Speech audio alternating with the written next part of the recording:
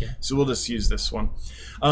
So anyway, I wanted to ask you about collecting. The first thing I guess I wanted to ask you is, there's a lot of people here, I think, that dream about going to the Amazon or to Peru or to wherever to collect fish. How do you prepare for a trip like that? I know there's lots of prerequisites and planning and stuff. Depending on what state you live in, a lot of states you can collect in that state. So a great organization to belong to is the Native Fish Society, because at their conferences every year, at their conventions, you go out collecting. All right. And you can get some really neat fish collecting natives. There's some beautiful natives, Going to the Amazon, I guess we've been so many times, we already have connections, and so we just set it up with a friend and connection. But now in the Amazon, in Brazil, where we usually go, we cannot collect. Mm-hmm. You have to be a native to collect fish, so we just go down there to Zerb now and watch the fish and see them. When did that change? Because I know that it used to be a big thing. People would go collect and have them shipped up and stuff.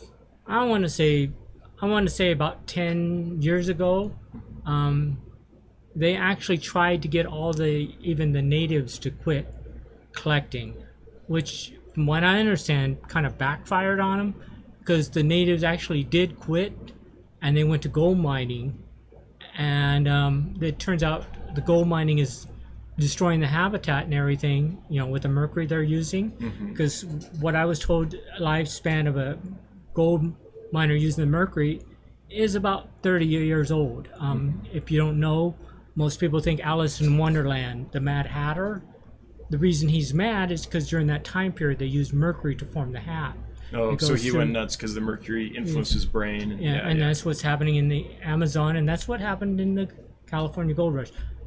For you who don't know, I'm Jim Forshey. I'm from the Aquatic Bookshop. Oh yeah, I should have said this. So Jim Forshey owns the Aquatic Bookshop, which has been around since I can remember. I think we opened it in about 83. 1983. Something like that. Yeah. But anyway, the mercury's destroying the habitat, and we still, in California, there's large pockets of rivers by my house that if you go down, you can get raw mercury in the river from the gold. Because they use so much during gold mining. Yeah, and so anyway, but they tried to get the people to go back from gold to fish collecting to do, and I'm sorry, but they don't make enough money fish collecting, and they make a lot more gold, so they're not going back. Okay, so there's this fish collecting industry. Yeah. And then some folks in there's a political movement that kind of shut it down a little bit. Yeah.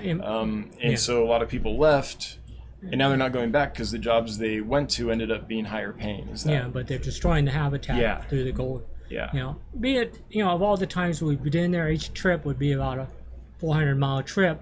We didn't see, but in the Xingu area, the habitat destruction. But in the Xingu area now, the river's no longer there because it's been dammed. Yeah. So we used to dive in the Xingu, and it's a beautiful area, and the zebras and the different plecos there are really neat.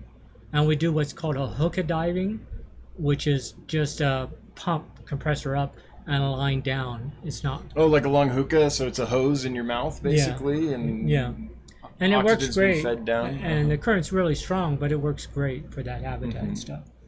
We've tried diving in the Rio Negro and stuff before, but the water's not really clear enough to do diving, so you can just swim and collect.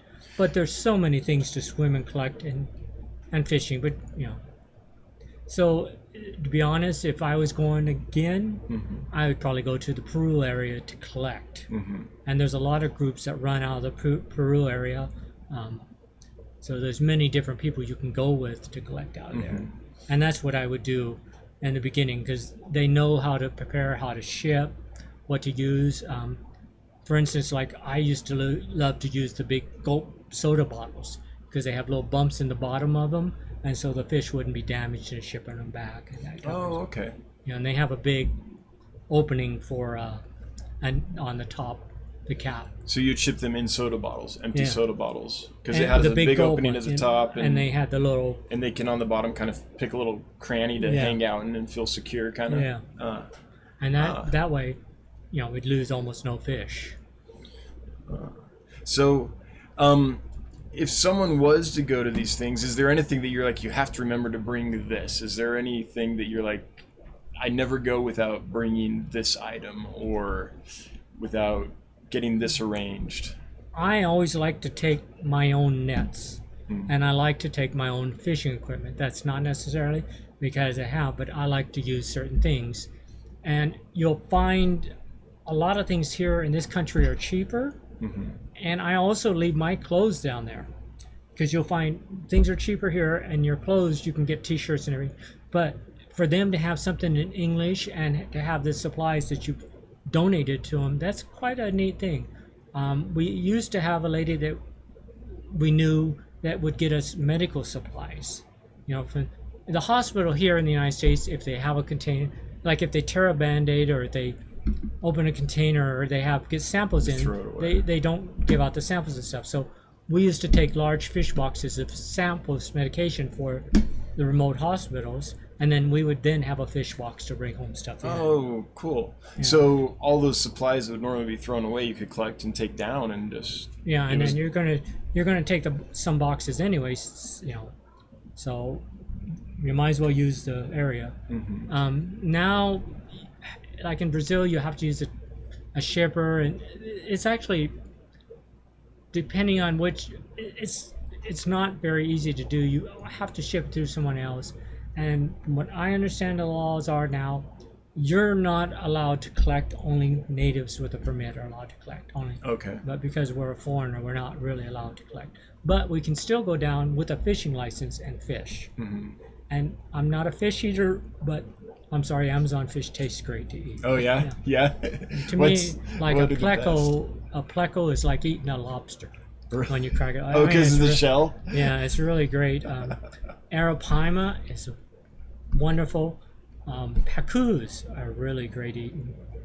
Peacock bass are okay. It was many years before we could get them to serve us piranhas, because back then we started going down about 86, I guess. And back then piranhas were considered a poor man's person food, and because we're from the United States, we weren't of that level. They didn't want to insult you by serving you food they thought was subpar. Yeah. So it took us many trips before we could get piranhas served to us. Now, because the fish, there's less and less fish, it's actually moved. It used to be just only sold down at the river, and now it's actually been moved up to the fish market, piranhas. You can buy them in the fish market. Okay, so other supplies dry up, so now we're down to that level. And I guess if somebody's interested, I can give Danny a bunch of pictures of prior trips to give you an idea, you know, of something later on. Yeah, you've shared in talks at a lot of fish clubs your trips, and I remember back in the day the slides. Yeah. Like when we had carousel slides and stuff. Yeah. Yeah, I remember that. What was the most, I don't know, unexpected or exciting catch you ever had when you were out collecting? I don't know. To me, I'm not a real discus fan, but to see discus in the wild and the beauty of them versus the commercial discus, I think the discus in the wild are so beautiful. Some of them will have a foot or two trailing fins like angelfish. Oh, and there's just like streamers coming off the dorsal or the anal fin or something. Yeah, and they're just so beautiful in the wild. You don't see that in captivity. I think that was probably a surprise to me. Also, stingrays. They used to be so plentiful. At night, you can just sit and watch them. They come back like halfway out of the water. Oh, and you can feed them and stuff? No, these are wild. Okay. They go along the shore, and they'd be at night. You can watch them swim out of the water, and that was really neat to watch. Are they going up to the edge to kind of dig in the sand and the mud, looking for stuff? Mostly.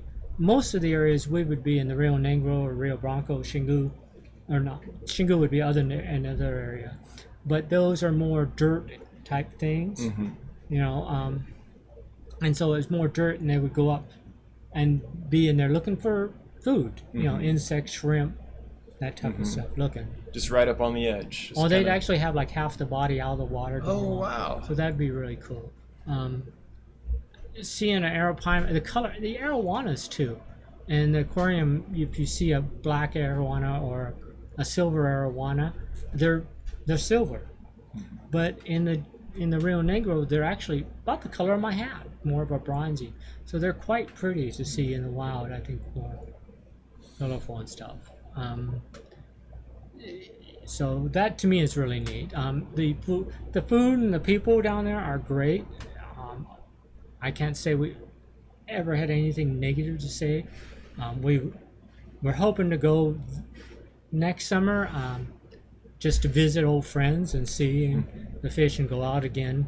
But I'm not sure that's going to happen right now with the things happening. But we'll be going down again just to visit and see. Being in the jungle to me is really neat. Seeing probably another surprise. I guess I didn't think. We had one guy hit by an electric eel once. Ooh, so you're fishing, electric eel swam up and... He was in the water, he went out to catch it, one of the natives, and the electric eel knocked him on his ass. Uh-huh. So that was kind of interesting, yeah. So you got to see how strong they really are. Yeah, that, and then one time we had a stingray get a guy, one of the natives again, and it just brushed against him, and just brushing against him. Within an hour, his ankle was like 3 times the size and stuff. Mm-hmm. And so it was interesting, though. My wife put aloe vera lotion on it, and it took it down. Oh, really? That worked. Really, yeah. But, so aloe vera, bring aloe vera. But and then one time we were in the Xingu, and there was I forget the species, but it's black with white dots, circular dots on it, and she was about 3 feet around. Oh, the Matoro? Yeah, the Matoro. Stingray? Uh-huh. And one of the guys went out and grabbed it and brought it back by the tail, and brought it back, and we looked it over and then just let it go again. Yeah. But she was beautiful, but I would not have grabbed one by the... He wrapped a blanket around the tail, and not blanket, I'm sorry, a towel around the tail, and just grabbed it and brought pulled it in. Wow. Yeah, so. Well, I know you've actually almost died a few times collecting. Is that accurate? Like, weren't you charged by... We were charged by... Once? One time we were charged by water buffaloes. Mm-hmm. There's actually one trip we were on. I don't know if you know RD. RD Webster is a friend of ours, and we were on a trip with RD, and Axelrod was on the trip with us. You will hear different comments from Axelrod from the audience, but Axelrod. So when we got back, Axelrod from TFH. Yeah. So when we got back, Axelrod wrote up the article about. It was a 2-issue article, and it was kind of funny because I was the only name he got right on the pictures of all of us. And I was known as Jim the Fisherman, which I thought was really kind of interesting. But as soon as RD was in Arizona, and he got the magazine first, and so RD calls me on the phone and asked if we were on the same trip Axelrod was on, because it was not quite similar as we remembered. Yeah, he's got a colorful reputation. And it was interesting reading about the trip we were on that we didn't know happened. It was quite different. Yeah. So that was kind of interesting trip. Well, we used to go down with I don't know if you know Dr. Chow Alibish, and he's the one that studied the Amazonian fish. So we used to go out with him. Did you go out with Jan Pap de Grief, or was that? No, is that Yap is a friend of ours in Florida. Oh, Yap. Okay. Yeah, and we actually go down and visit him, and he comes by. It's spelled with a J, so I always say because I don't know. No, but Yap's a really great guy, and he has a really great fish room. So I guess that kind of leads me. So one time we were on collecting, probably about when we first met Danny. Yeah, I was 13 or 14 when I first met Jim. So we've been friends for over 25 years. Yeah. It's kind of crazy. So on the way to the Amazon, we stopped at Yap's house, and Yap was showing us some barbs he had. He had 3 of them, and supposedly there was only 3 in the United States, So Tiger barbs? No. And just then, this cichlid came out of nowhere and ate one. So you can imagine how. So anyway, so we go on the trip and stuff, and Dan's staying at our house for a month while we're down there. I know exactly where this story's going. So Dan's staying at our house for a month, So we come home and we get a knock on the door. So I'm taking care of Jim's fish and stuff while he's collecting in the Amazon. Yeah, so we get a knock on the door the next day, and it's the game warden. He says, your son at midnight was down collecting fish in the pond. And we're like, what? Anyway, so we calm the guy down. It's best time to catch him in the dark. What can I say? Well, anyway, we calmed the guy down, and so. And at that time, I only had about 52 tanks, And we calmed the guy down, and he kind of was joking about it too, but he was not very happy about him being out at midnight. How dare a kid be out at midnight collecting? So and then I started noticing some of my rarer fish disappearing. Super rare fish. And I kept on like, what's happening? I don't see any bodies. I don't see nothing. And my tanks are very, very well planted. Very planted. And then one day I was sitting there, and out of nowhere comes this bass. I wanted to say something else. But comes this bass and eats one and then goes back into the plant, Big bush of Java moss, and he like swims out, grabs one of the fish. Goes back. And so I call up Danny, and Danny, oh yeah, I went down to the pond and collected all these fish and put some in each one of your tanks, So needless to say, we had to go around cleaning tanks. Yeah, that was a mistake. So I was a kid, and I was like, I knew that Jim liked native fish, and so I was like, I will do an awesome surprise for Jim while he's gone collecting. I'll go collect, and I'll find some neat native fish, and I'll put them in Jim's fish room. And when he gets back, he'll like have these awesome native fish, and it'll be a great surprise. So he filled up all my killifish tanks and Bailey Eye and all different tanks with bass. And I did it. This was like a day before he was going to return. So this was my present to Jim, because I thought he would love it. All these native fish, and yeah, that's how I learned.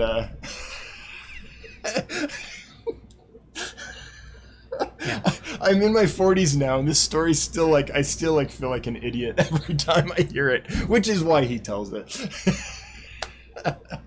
Speaking of natives, though, you've been involved with like preserving native fish habitats, like in the desert and stuff, and you've been to Devil's Hole and all this ash meadows and stuff, we right? used to go out with Peter Unmap. He's now in Australia. Yeah, for those that know who Peter Unmack, he's one of the main authorities on Australian fishes right now, and does a lot on rainbow fish and other gudgeons and things like that. But well, when he was in the United States here, we were friends, and we'd go out, and then we go out. He was kind of a desert pupfish expert, native fish. So he actually led some really neat tours to all the hot springs, seeing all the native. If you've not seen a pupfish in the wild, that's really something that's really neat to see. Like it's part of the Death Valley system, but there is a Devil's pupfish area, not Devil's Hole. It's a little bit hard to get in Devil's Hole, but there's all kinds of pupfish around there, and you can go see them and stuff. And even in Las Vegas area, there is some pupfish habitats. What's an easy one to get? Is Ash Meadows known for like pupfish sighting? That's the best one, because you can see. And that's by Vegas, is that right? Or I don't. It's kind of it's next to Death Valley. Okay. It's outside, and it's really a neat area because you can see a lot of different ones, and you can see a lot of them at once, and you can usually see the breeding habitats, the coloration and stuff. And that includes killifish and gudeids as well? No, I don't know any gudeids there. Oh, okay. The gudeids more I've seen in the Las Vegas area. Okay. Not in Las Vegas, but more like out in the Red Rock area or stuff like that. Mm-hmm. So, but that's, I guess, as I said earlier, if you really like collecting and stuff, the Native Fish Group really So that's has NANFA, right? North American Native Fish Association. Yeah. And so they have some really great ones. And I guess now is the time to do. I like the Killifish Association. I've been a life member of them probably 40 years. And it's the same with the ACA, the Cichlid Association. And they're going to be in Sacramento next year. So your home area. Yeah. So I'm looking forward to that, and looking forward to seeing all old friends that come in and stuff. Now, yeah, we have this is embarrassing. I do have a web page, seahorses.com. But if there's a book you see you want, please let me know, and I'll transfer it to Danny's page, and then I'll discount the book price too. So here's Jim's main website, I guess, and it's been since 1986. You've been selling books in online for a lot of that time, right? Yeah, and that's why the page has not been really updated. And you did a little coding, right, and made that happen. Yeah. And then now you're starting to sell here. You can find Jim's stuff on Get Gills at the Aquatic Bookshop. He's starting to add some stuff. And to get a hold of him, if you go to store details, you can send him a message right here. Okay. That'll send you an email. And so I guess this is kind of I'm going to do another plug. I don't know how many of you knew Dr. Rufan. Dr. Rufan was a leading biologist. He did aquaclear. He did, when I was... Oh, did he work at AquaClear, or did he... He owned Nova Aqua. Oh, he owned Nova Aqua. Okay. He owned different companies. And when I was a kid, in the 60s, there was a product out that you could keep fresh and saltwater fish in the same tank. And, later on in life, I thought I was dreaming it. Because everybody else, when I mentioned to, told me I was out of my mind. So when I happened to be down there one time talking to Dr. Rufan, he was telling me, yeah, actually, it was his product and stuff. But the problem is when he tested it in schools and in colleges and at the lab, they all did the precise measurements. So if it was supposed to add 1 gallon to 1 gallon, it would. But when it went out to the hobbyist, when it said add 1 gallon, they might add 5 gallons of stuff. Or, so... It wasn't as precise. It wasn't a lab setting. And so it didn't work out at all. I'll have to admit, it was very bizarre to watch the tank and see fresh and saltwater fish swimming in the same tank. It was not... So was it just a lower salinity that saltwater fish could it was barely it was handle? it was a type of chemical mixture. Oh, okay. And, but anyway, he passed away, and to give you an idea, his own personal library was about the size of 2 gymnasiums, basketball gymnasiums, and he had 2 full-time librarians. So before he passed away, we volunteered to sell his books, some of his books. So we'll be putting books up here, and all the money that's from the sales will go to Cal Academy in San Francisco. Just to let you know, there's some neat stuff we'll be selling, but anyway, it's something interesting, and there is some interest. But he did have, it was, to me, I always enjoyed going down and spending a day just looking at his library, because it was always open to everybody. It's just most people didn't know about it. Yeah, so... It was in Hayward, California. I'm sorry. Massive library, mostly fish stuff, or all kinds of animal stuff? It was mostly fish stuff, mostly. I mean, and it was every language imaginable. I mean, it was quite amazing to see. And I think he told me, like in publications alone, he spent something like $6,000 a month in magazine publications, not books. But his goal, and he wanted to own them all. Yeah, and he had like 4 copies of the Bleecker Atlas, which I think a Bleecker Atlas goes for about $100,000 right now. And so, but he would just, but it was all, like I say, he had 2 full-time librarians just to watch his books. It reminds me of like the Huntington Library or something like that. Yeah, kinda. It was, except Huntington, you can't really go look at the books. Unless you're a scholar, yeah. And this one, it was just open, you were just, but since most people didn't know about it, most people use the internet, it just didn't. Yeah. So anyway, we're selling the books. So this is to settle his estate, kind of, and donate to the institution he wanted to leave stuff to. Yeah. Which is California Academy of Science in San Francisco. Okay. Steinhardt Aquarium, most people know it by. At least that's what I always refer to it as. So Steinhardt's the branch of that most of us would know. Okay. Yeah. So the money from the books goes to Steinhardt for the layman. Yeah. Is Steinhardt's own or run under the auspices of the California Academy of Science? Okay, got it. So. Oh, that's kind of neat. How long is indexing all those books? Well, we just take out so many books at a time and try and sell them. I mean, and they go for very inexpensive. And most of those are on your original website if people are They're interested? actually not, hardly anything's on there right now. Okay. We have a couple family issues we need to take care of. And then once that's done, we'll start putting, we're trying to list them, and I don't mean to sound, but most of them are going to Greece. Oh, really? And that's who people are buying them? That's one guy in Greece is buying. And I the Greek version, Dr. Rufan, is buying up all the books. Well, let's segue into the aquatic bookshop. So you started this in 1986-ish or something like that. I started before the website. It was mainly my concept was to have a lending library, because most people couldn't afford the books, you know. So the thing, but I don't know. Most people know Ross Koffler. He was a friend that lived in Florida. There's a cichlid named after him, isn't there? I think there's, Sokolofi is how we say it. Mm-hmm. And so he convinced me not to, and he was right, because there's a lot of people, like there's people we've seen buy books, like buy a lot of them, and then put them in the back of the pickup, and 2 months later still been in the pickup, been rained on. And of course, I don't understand that, but I guess, I don't know, So he said, if you do this lending library, the books are going to get thrashed. So, yeah, and so he was very adamant against it, and so, and there was actually many other people that said the same thing. So that's why, and so right now we're kind of just barring it down. That's why I'm saying, if you see something you like, let me know, and I'll switch it over to Dan's site, and we'll discount it some, and just to move it and stuff, you know. Well, thanks. Anything to help get gills is so appreciated. Thanks so much.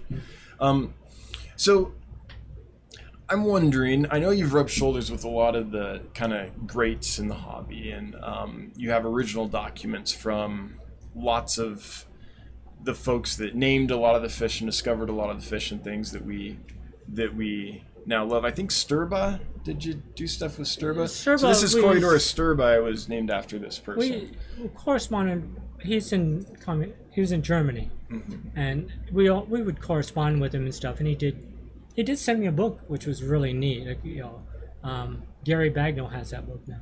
But Gary, for you that don't know Gary Bagnall from Zoom Ed, he has a collection of antique tanks, and he's going to be starting a aquarium museum, and so he collects all these things to build this museum, which is really, if you're ever in the San Luis Obispo area, you should go by and see that. That's the tanks. What's it called? Do you know?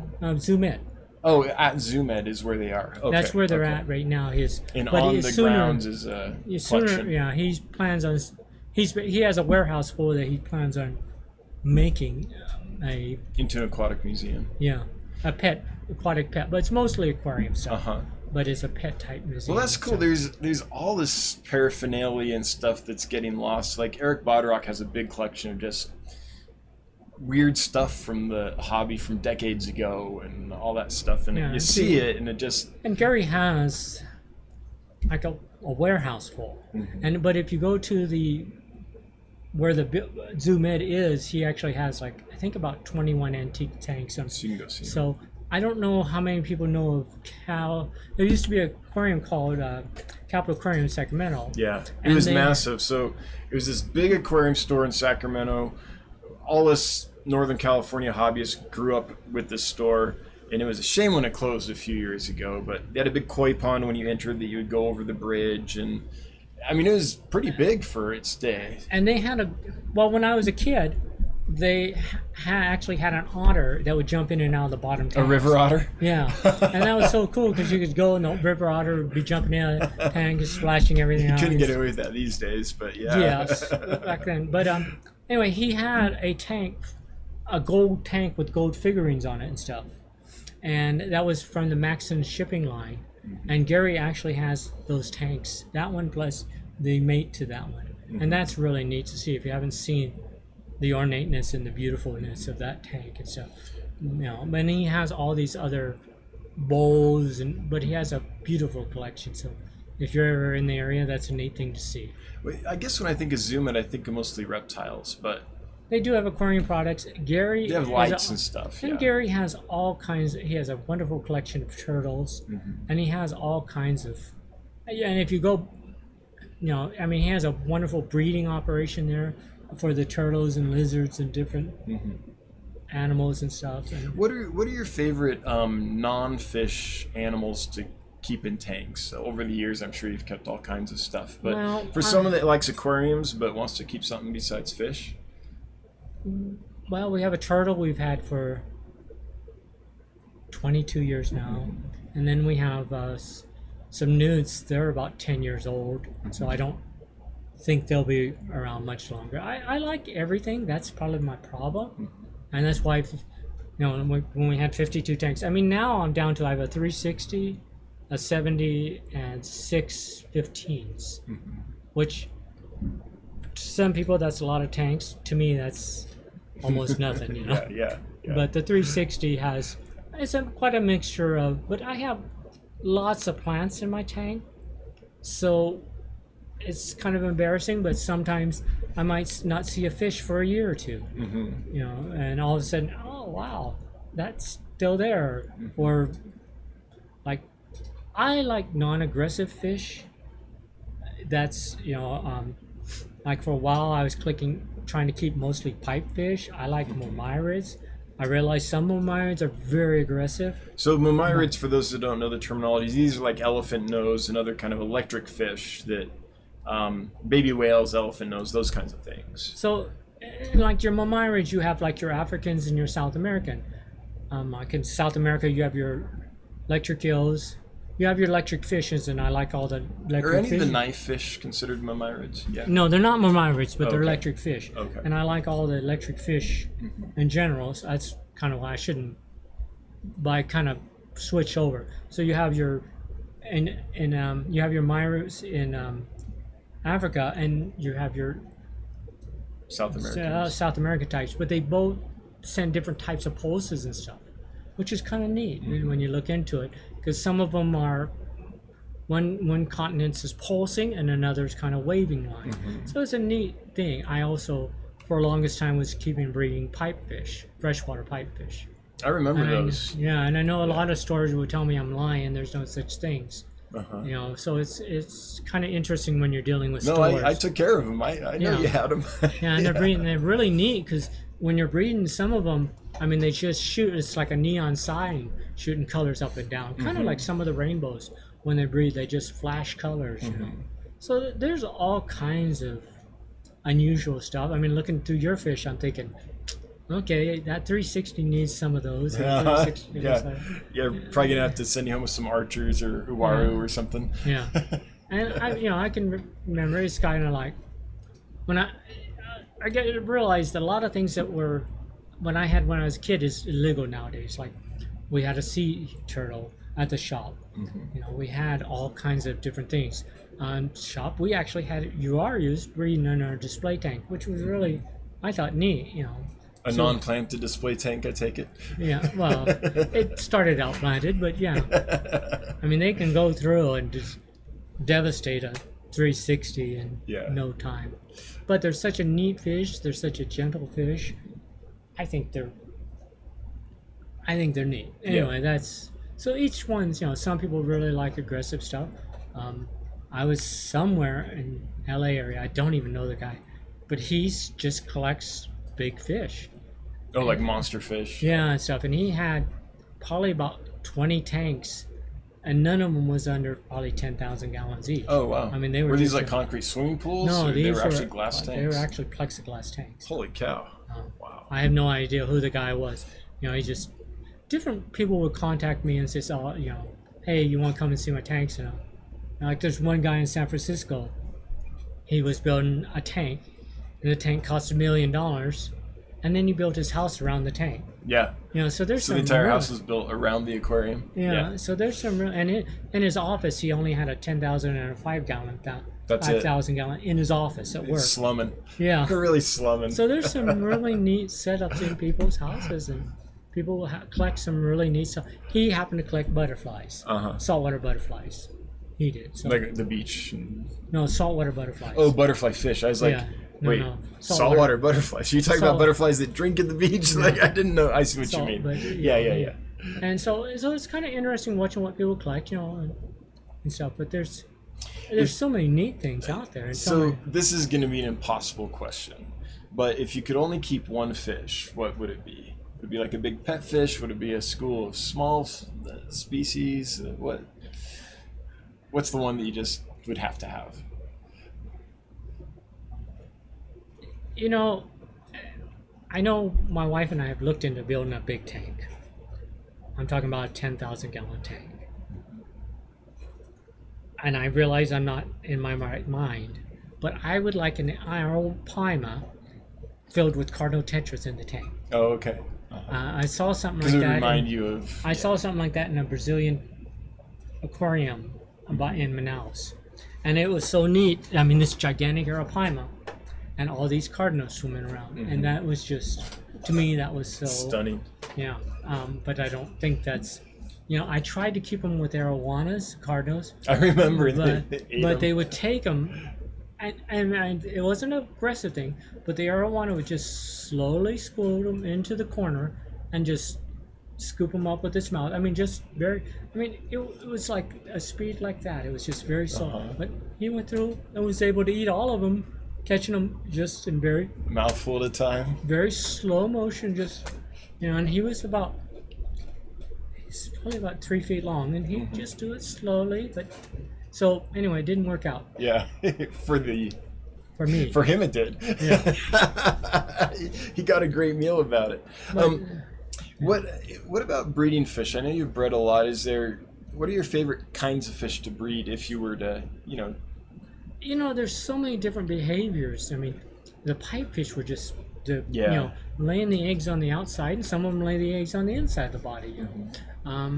So I just saw a batch of coolie loaches in the tank. That wasn't a purpose breed, but that was really neat to see. To breed coolie loaches, to see a whole bunch of coolie loaches. So there's just all kinds of things out there and stuff, and it's interesting to read about the Europeans breeding the mammarids. How are they doing that? I don't know about this yet. So mammarids have been a quest for a long time for people to breed. Yeah. Do you know the method or how they... Are these elephant nose they're doing? Or mostly, yeah.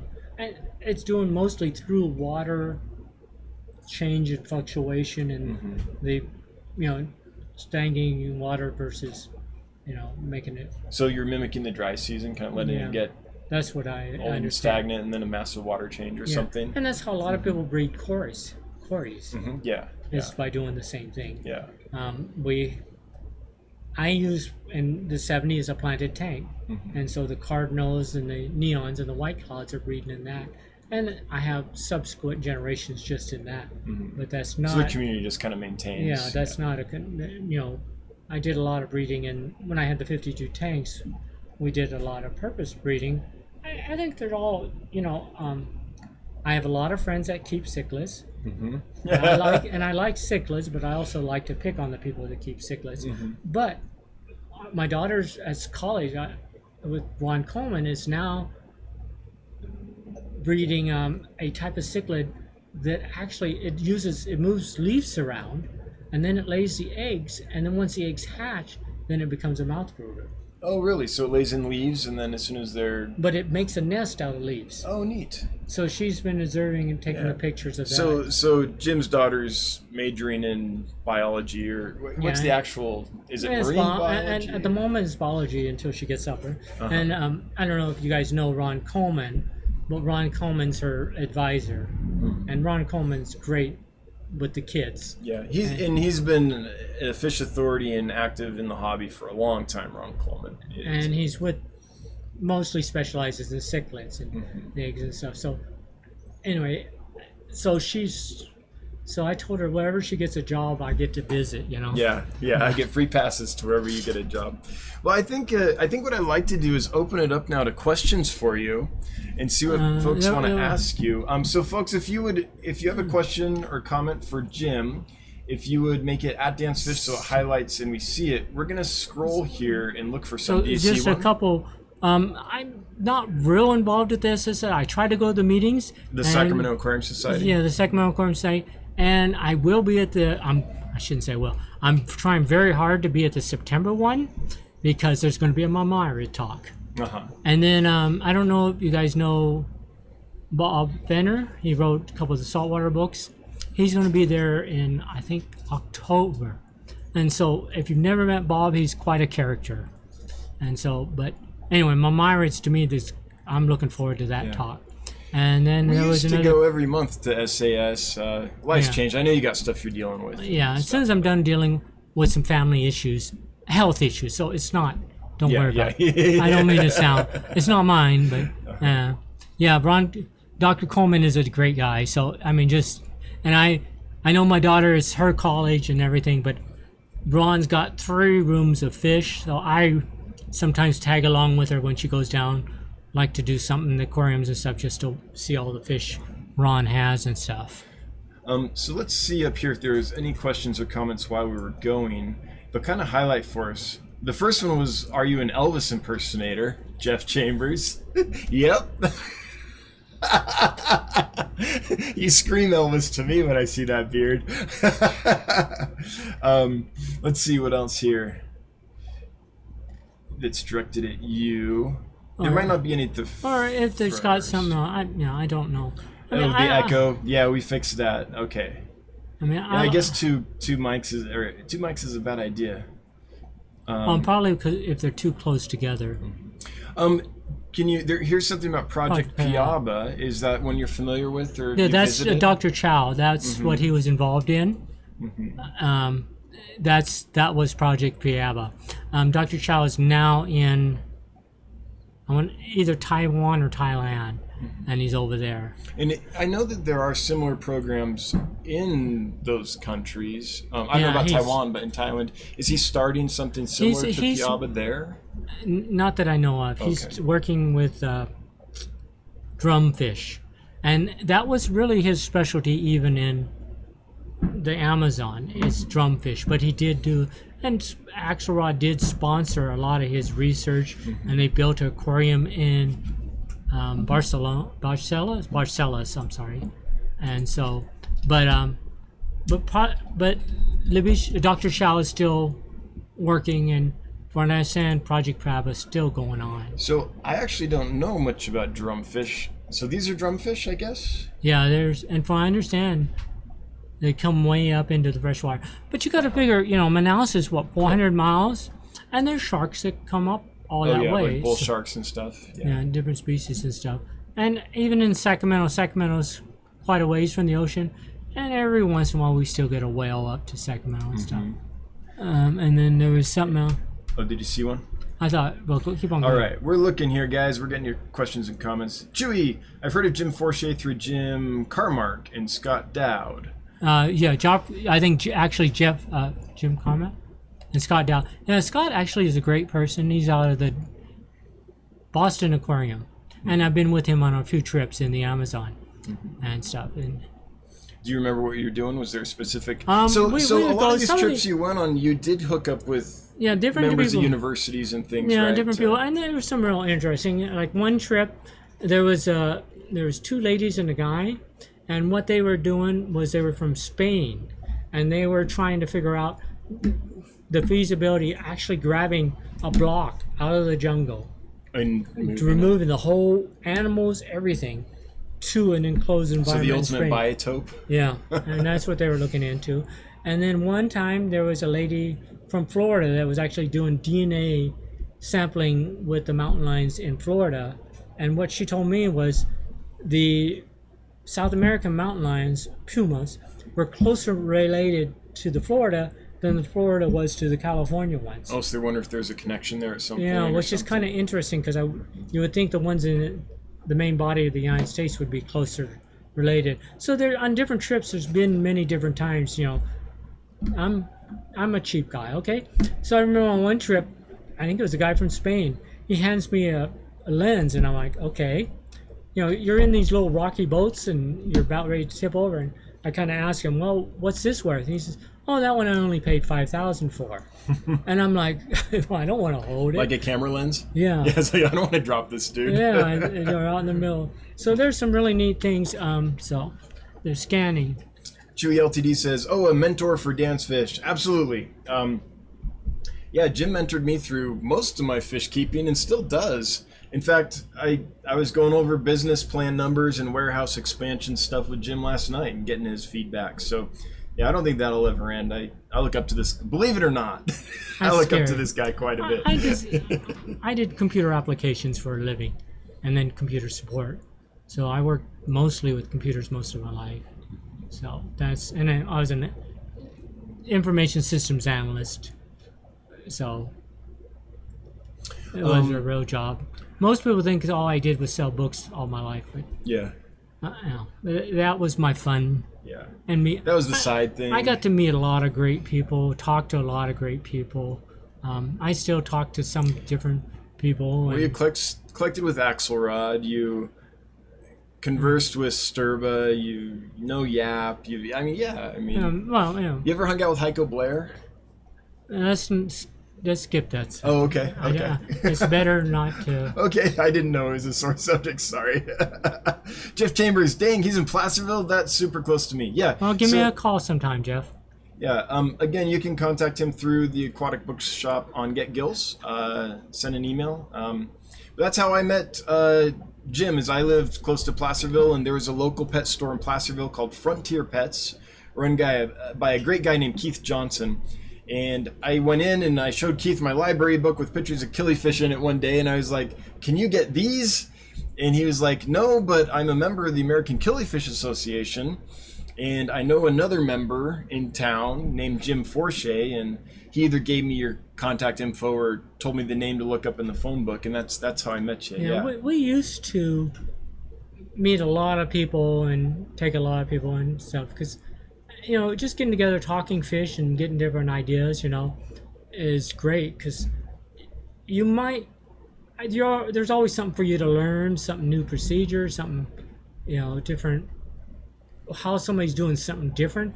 You might not take on what they do, but you might modify what you do to accept. Like, I really enjoy going, actually the last time you were out, we went to the Bay Area Killifish meeting. Mm-hmm. And you get to go to the guy's fish rooms and see what he's doing. You might not necessarily do what he does, but you can see and expand upon what you do. Mm-hmm. You know, Yeah. so seeing and talking to, because everybody's fun. Now, you know, you're going to meet some unique people. Like, I met a guy that was breeding sturgeons out of his car. Yeah. And, you know,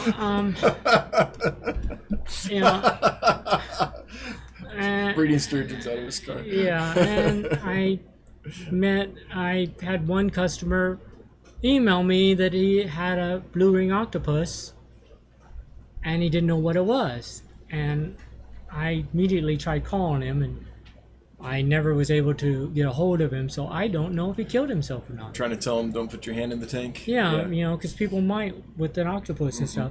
And I tried to get a hold of him because I actually, at the fish store I worked at as a kid, we had a lionfish and the boss used to feed it by hand. And when he fed it one day, it flicked, and by the time we got to the hospital with him, he had lost his finger. Uh-huh. You know, so, and I have another customer that actually was paralyzed in his right arm because he was washing his tank, and the lionfish came over and hit him in the shoulder, and it paralyzed the arm. Hit a nerve or something. I guess, I don't know, but I mean, usually lionfishes are not Bad. bad, but sometimes they can They kill hurt, you. but they don't. Yeah. Yeah, they can kill you, but it's like with anything, just caution and use some intelligence. Yeah. You know? Yeah. We saw a sign today at the fish hatchery. We went to visit a fish hatchery today because that's what you do when you're traveling. You go to fish hatcheries, you go to fish stores, And there was bookstores. and there was a sign that said, "A little common sense will keep everyone okay," or something like that at the hatchery. They're breeding golden trout. It's a really cool project. I took some video. They had a whole bunch of newly hatched ones with the egg sac still attached and things. So we'll show you guys that one day here when I can get around to editing it. Okay, we are in live chat. So step one, that's good. And let's find another one. So Patricia, yeah, the webpage, I'll just show it to you one more time. There is a webpage at seahorses.com is where it is.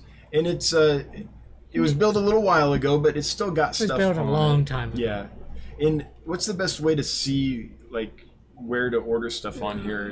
It's best, to be honest, it's best just to let me know. You can look at all the different ones there. Yeah. But let so me know this- what this. you want, and I'll move it to Dan's page, and it'll be easier, and we'll figure out something different, Okay. some price and stuff. So Cool. And if there's something you have questions or something, because what I have on there is actually a small percentage of what I have. So if there's something you're looking for, you're interested, or a type of fish you're interested in learning more about, or a topic you want to dig into, contact Jim through Aquatic Bookshop on getgills.com. You can go to his store there and fill out a little email form. It'll send an email to him, and or your email's on your website here too, right? Yeah. It's Jim at seahorses.com. and let him know what you're looking for, and if he's got something, you know, he can maybe And if hook you not, up. I might be able to put you in contact with who has it. A lot of times I might not have it, but I can do a search and find out who has it, and I'll just let you know. This is for me, this is a hobby, this is enjoyment, and, you know. Yep. All right. So we're gonna keep looking for stuff for Jim. Let me guess, a Madagascar cichlid that Jim's daughter is spawning. I don't is that think the so. one? No, I don't think so. You would know those. Yeah, it's not a. It almost looks like an African. I realize Madagascar's off, but this does not look. It is, Like a Rift Lake cichlid of some kind, or a no. Westie, like a West African. Don't know. No, it's not. I don't know right off. I hate to say it. I've seen. She's taken video of it and stuff, but she's upstairs. I'll ask her when we're done, and maybe she I'll can leave give you the species. Yeah, and if I can get a picture of it or whatever, I'll leave it on a. I'll make a post of it. For the gentleman in San Jose, I do try to make it down every once in a while to the San Jose meeting. They have a great cichlid club, and I do try to make it down every once in a while to the San Francisco meeting. But usually, if I'm in the Bay Area, I'm going to the Bay Area killifish meeting. What kind of fish do I keep now? I have a real gigantic mix. Yeah, You know, do. I this might be embarrassing, but a lot of my fish I get is when somebody doesn't want to buy it at the auction. You know, like right now I have in the 360s full of angels. It's full of white clouds. It's full of clown loaches, dojos, cribs, turtle, Jules, jewel cichlid, swordtails. swordtails, severums, on and on. So you like a fish doesn't have a home? You're like, okay, Yeah. I'll take you. And, Yeah, if it's non-aggressive, why not? You know, Yeah, I mean, there's so many beautiful things. You know, and they're so all unique. Watching the behaviors. You know, for a while I had some miniature hatchet fishes. They were actually, I think, kerosene, I think, but they were called, and that was really neat to watch. One of the problems is I have a turtle that's about 16 inches, and even though he's not supposed to eat meat, he's supposed to be a vegetarian.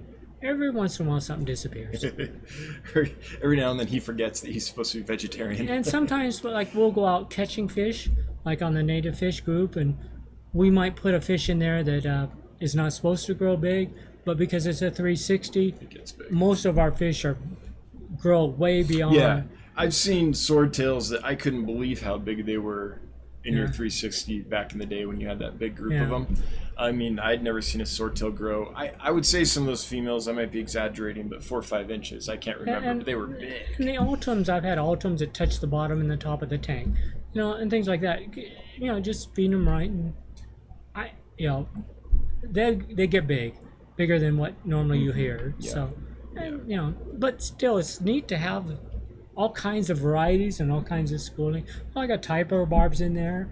Which kind of barbs? Tiger barbs. Tiger barbs? I mean, there's just whatever somebody doesn't want. I'm not. Anyways, there's so much. It's fun just to look through books too, and like walking through Danny's place, you know, seeing the different things, thinking. So I told my wife, well, we're getting this, we're getting that, we're getting that. And luckily, I got a wife, you know, that. She's dealt with this a long time. Yeah, and she puts up with it, you know, like she goes with me to the Amazon, even though she's afraid of the water. And there's never, if I want to go, there's no problem. You know, She came to just about every fish club meeting we ever went to. Oh yeah, she came to Down every- in Hayward or Sacramento or. And she has no further. interest in fish, but she, you know, we had a travel agent once ask her, "Do you ever get to take a normal vacation?" Because we went on one vacation that was Japan, Germany, all around the world, just visiting fish people. I mean, what else is there to do? Yeah. You know, and good London, you know, so you get to meet people, you know, with the internet and go see their tanks around the world and visit I mean, I don't know if so there's some embarrassing moments. I mean, like Go ahead. we went around the world once and I got home, and for you that don't know, Neil Frank called me up, he says, Jim, I know where you've been. I'm like, no, you don't, because I didn't tell anybody where I was going. And he says, oh, yeah. Anyway, it turns out the U.S. government was tracking me. And we had the guy in Japan that showed us around there was the son of the guy that President Bush threw up on. So the U.S. government was a little bit upset with us. Anyway, but, you get to meet all these different people and see all these fish. And, I mean, just even going to L.A. or San Francisco with the clubs, and the guys have all kinds of neat stuff and the tank setups. And, going down to L.A. and seeing the guys. I miss Los Angeles. I used to go down there and we'd take a weekend and just go ping around and see some cool fish rooms and cool setups. Yeah, and the people, and so you go different places, you go to different clubs, and the people. It's surprising for you that don't know Pam and Gary Chin. Pam Chin, Cichlids. Gary's. I think Pam's the name most people know because he does kind of the breeding on the back end, and she writes all the articles and everything. But doesn't she have a column in TFH or on Cichlidae or something? Somewhere, yeah. But lots of cichlid and stuff. in this ACA, but they have one house for them and one house for their fish. And it's big and it's impressive and it's. I wish. And the tanks are spotless. And Miles Neiman, is that? Uh-huh. He has John Neiman. John Neiman. The fish house and You go in there, you could eat off the floor. I mean, there's not a spot on the tank. Yeah. The fish are healthy, beautiful. They're big. And what's really neat is he uses skylights. So it's the natural color of the fish. Yep. It's just, so there's just so many. What I like about John's setup is but in his house, in his living room, he has a 1,000-gallon aquarium that's a display.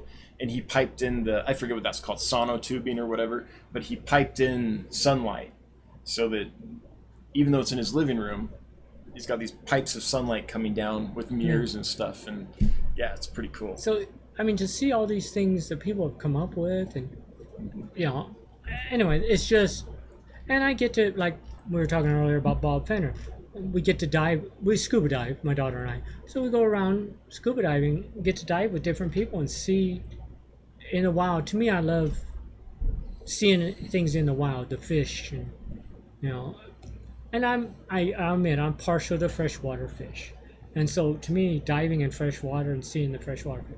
Scuba diving in the ocean's neat. You see some neat stuff, but I know most people tell me I'm crazy, but they'll let you scuba dive with that beard.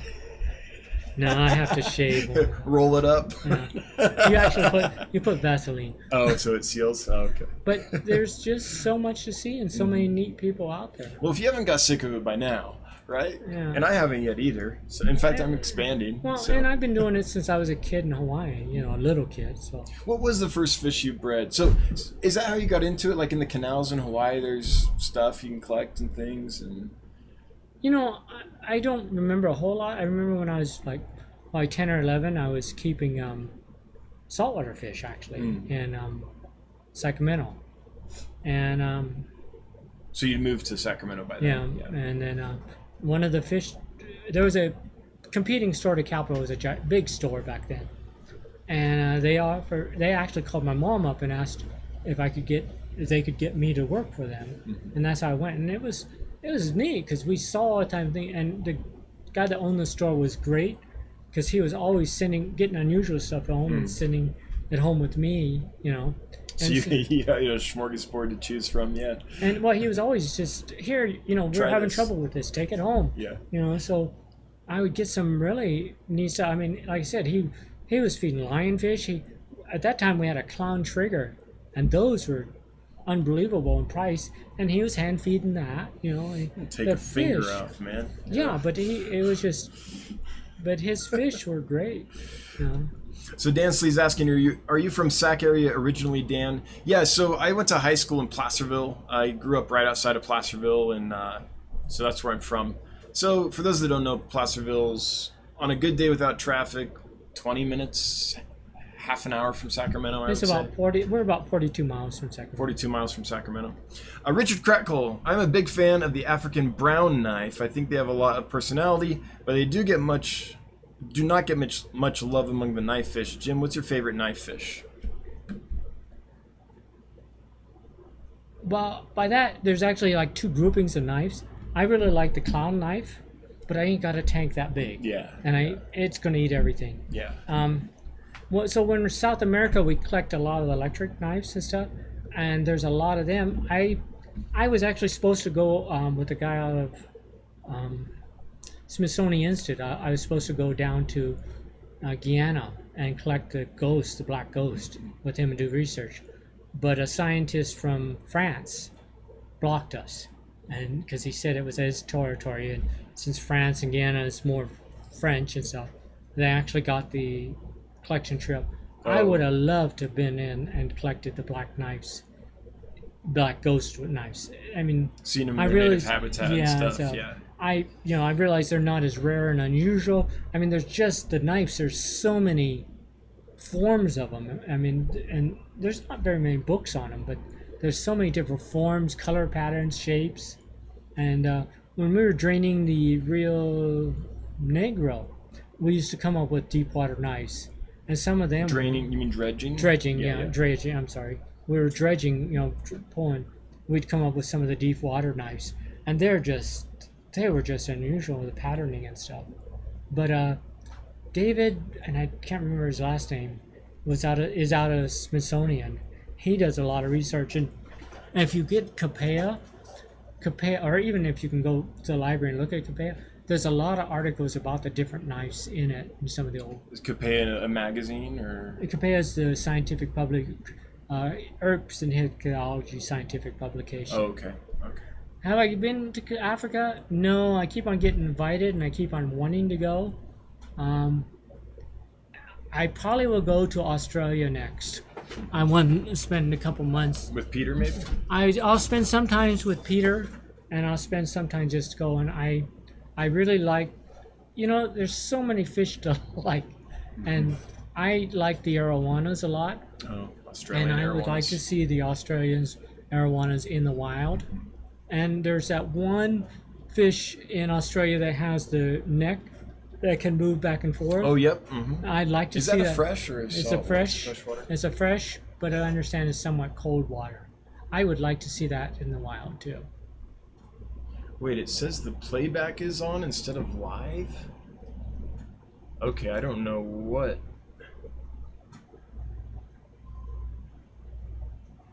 Hang on. Did we have a technical issue? We are looking at the playback. Weird. It says here it's live. Did something happen? Like, I don't know. Why Hopefully. don't you go down to Oh, jeez. That's what you're talking about. what's that?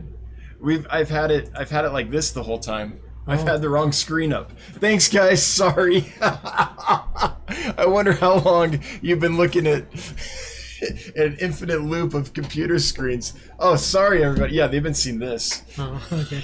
forever. Oh, man, Oh. I'm bad at my job. But anyway, there's a lot of, make sure you meet people and go, if you can, go to clubs. I've talked at a lot of clubs, and I met some great people, and just going to them, but you can't be shy, because there's a lot of people are shy at club meetings and stuff, but there's so many people with so many great fish rooms and Oh, yeah. tanks set up. I remember your fish room was the first one I ever saw, and I walked in and my mind was like, it's like, I'm getting one of those one day, so I did. Yeah. Sorry about the play back. Oh, that's probably been on for 20 minutes. Jeez. Jim, what are some of your favorite plants? You're talking about planted tanks. I should say this before I turn it over to him. Jim gave me almost all my plants. The water sprite, the Java moss, the Java fern. I think there was some frog bit I killed. Stuff like that, yeah. I like all different types of plants. I really, I push. There's a store in San Francisco, in Japantown, off to the side, that sells plants, and it's so neat to go in there. When I was in Japan, you go and they have the tanks, not micro, but the landscape tanks. Little nano tanks, kind of. Well, they have nanos, but they have even 55 set up with the landscapes in them and the plants, and mostly. That is so neat to me, and you can get the plants, at the different stores. I think that. So I like swords a lot. I like I like Java fern and Java moss just They're the standbys in your because fish room. nothing tears them up. Yeah.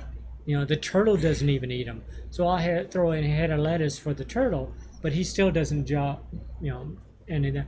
And most of the fish, even though they're plant eaters. Now, Urarius will destroy them. Yeah. Urarius will eat anything.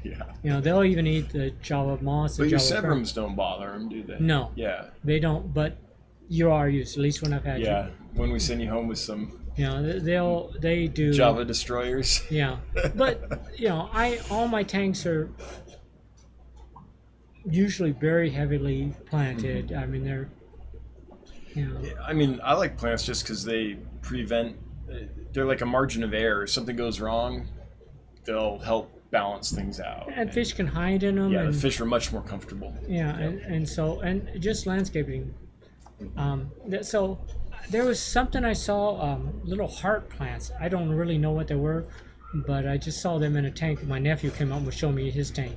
He'd picked up some of the plants. Little heart-shaped leaves or something? Yeah. Like a baby tear or something like that? Yeah. And I thought that was real interesting. But if you go to, I don't know where you're located, but if you go to some of the stores that specializes in the landscape tanks, there's all kinds of neat. And another thing I like is I like the shrimps. A lot of the new shrimps that's coming in. Like the neocardinas and caridinas. And the all different those. color varieties and stuff. I have one tank I've had some little blue shrimp in.